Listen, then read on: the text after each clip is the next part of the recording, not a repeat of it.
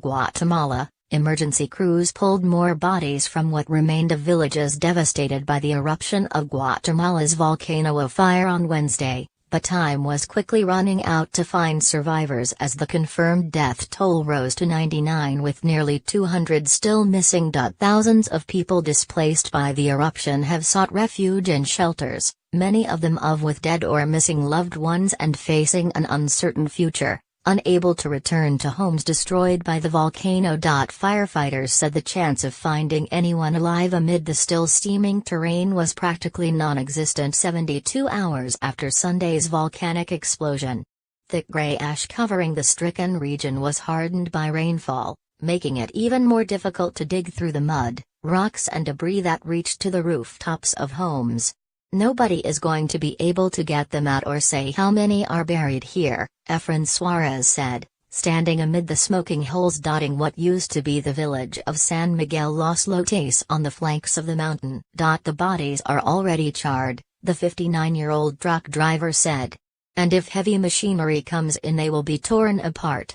Once a verdant collection of canyons, hillsides and farms, the land is now a barren moonscape.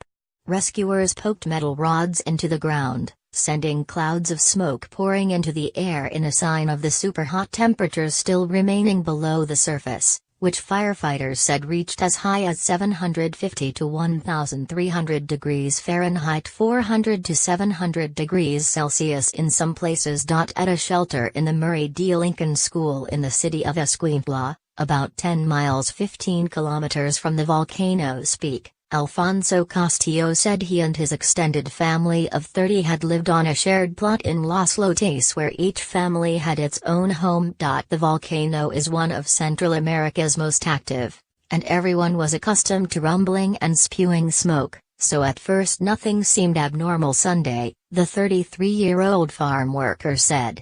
But then a huge cloud of ash came pouring out. In a matter of 3 or 4 minutes the village disappeared, Castillo said.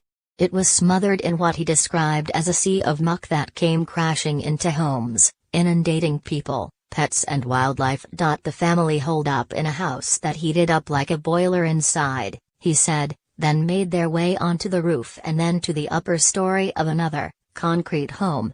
After a cell phone call to Castillo's brother, rescuers arrived and took the family to safety. But the life they knew was gone. Nobody wants to go back there. My children say they would rather be in the streets. There are many people who are helping us, but we have absolutely nothing. We could not get anything out, Castillo said. For us, there is no tomorrow.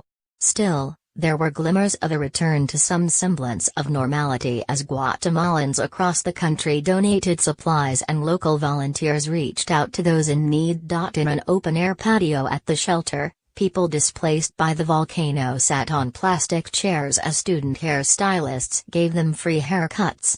Naomi Diaz of the Surrey's Beauty Academy said they were moved to help because they saw people who had lost everything. She said she cut the hair of one woman whose hair had been so badly scorched she was unable to comb it.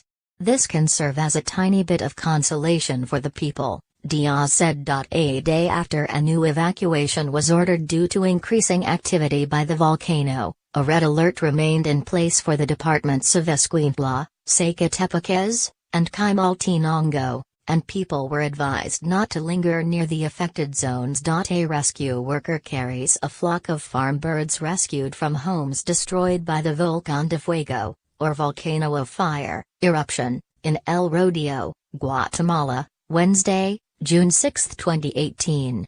Rescuers were concerned about possible dangers posed not only by more volcanic flows but also rain.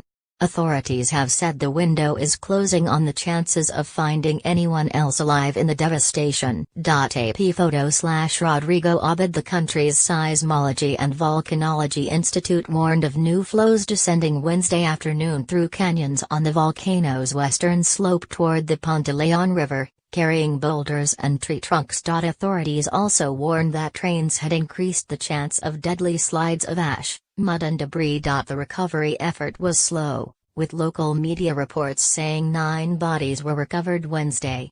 Associated Press journalists witnessed the recovery of at least 8 bodies, including 5 stretchers loaded with body bags in Los Lotes.